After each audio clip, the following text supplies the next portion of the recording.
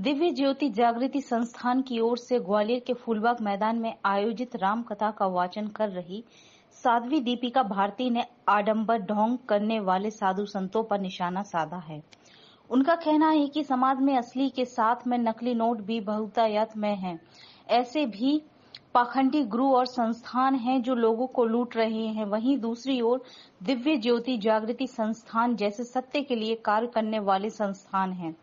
साध्वी दीपिका भारती का कहना है कि मैं किसी बाबा या साधु संत का नाम नहीं लूंगी और ना ही उन्हें क्रिटिसाइज करूंगी, लेकिन जिस व्यक्ति को भविष्य जानना है या जीवन की कार्य प्रणाली में परिवर्तन लाना चाहता है वो इन बाबाओं के पास जा सकता है, तो उसे दिव्य गुरु के पास आना चाहिए। बता दें कि दिव्य ज्योति जागृति संस्थान समाधिस्थ आशुतोष महाराज की संस्था है जो पूरे देश भर में समाज सेवा और धार्मिक कार्यों का प्रचार प्रसार कर रही है। तमाम सारे साधु संतों और बाबाओं द्वारा हिंदू राष्ट्र के दावे करने के विषय में सवाल करने पर उन्होंने गोलमोल जवाब देकर टाल दिया। उनका कहना था कि राष्ट्र का तात्पर्य भौगोलिक स्थिति से नहीं है, यह सनातन धर्म का व्यवहार और विचार है।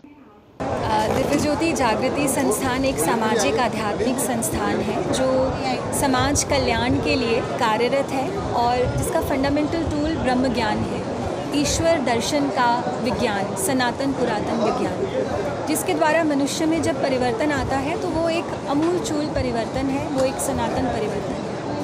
और संस्थान के द्वारा जितनी भी आध्यात्मिक आयोजन होते हैं या सामाजिक आयोजन होते हैं उनके पीछे जो एक इंटेंट होता है वो यही होता है कि किसी तरह समाज ब्रह्म ज्ञान से जुड़े, परिवर्तित हो, मनुष्य बने, धार्मिक बने और समाज का वातावरण परिचित्र जो है वो बदले।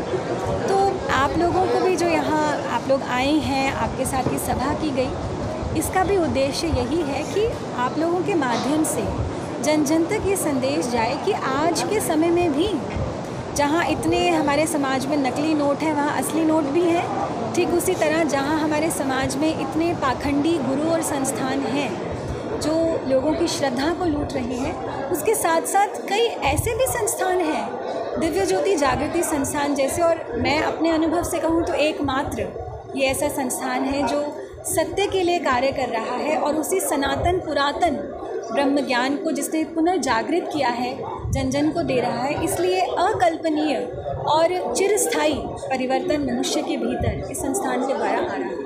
देखिए, बहुत से मैं नाम नहीं लेना चाहूँगी, लेकिन मैं किसी को भी क्रिटिसाइज़ नहीं करना चाहूँगी। ये एक मनुष्य पर निर्भर करता है कि उसकी जिज्ञासा कितनी उच्च है। यदि वो अपना भविष्य जानना चाहता है, यदि वो अपने जीवन में किसी कार्य प्रणाली में एक परिवर्तन लाना चाहता है तो वो अवश्य इन बाबाओं के पास जाए।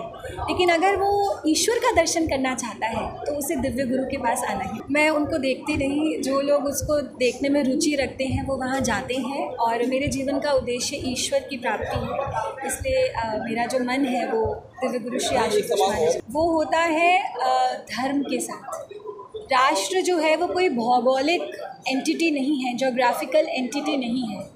जिस तरह हर देश का एक प्रधान स्वर होता है, आप इंग्लैंड की बात करें तो वहाँ का पार्लियामेंट्री रूल, आप अमेरिका की बात करें तो वहाँ की व्यक्तिगत स्वतंत्रता, आप इजिप्ट की बात करें तो मृत्यु विषयक तथ्य। उसी तरह यदि भारत की बात करते हैं तो भारत का जो वैशिष्ट्य है वो हमारे दिव्य गुरु श्री आशुतोष महाराज जी कहते हैं कि ना तो वो मुंबई की चौपाटी है, ना वो आगरे का लाल किला, ना वो आगरे का ताजमहल है और ना ही वो दिल्ली का लाल किला है। भारत का जो विशिष्ट है वो है भारत की सनातन आध्यात्मिक संस्कृति। अध्यात्म का अर्थ है व्यक्ति के भीतर आत्मा का जागरण होना, यही धर्म है। जब एक व्यक्ति के भीतर आत्मा का जागरण होता है, ईश्वर की अनुभूति होती है तो वो धार्मिक होता है। जब ऐसे धार्मिक लोगों का समूह आपस में रहता है, कार्य व्यवहार करता है, तो वो जो संस्कृति जन्म लेती है वो अध्यात्म है। ये अध्यात्म ही भारत की संस्कृति है और यही हमारी राष्ट्रीयता है जिसके केंद्र में सनातन धर्म है।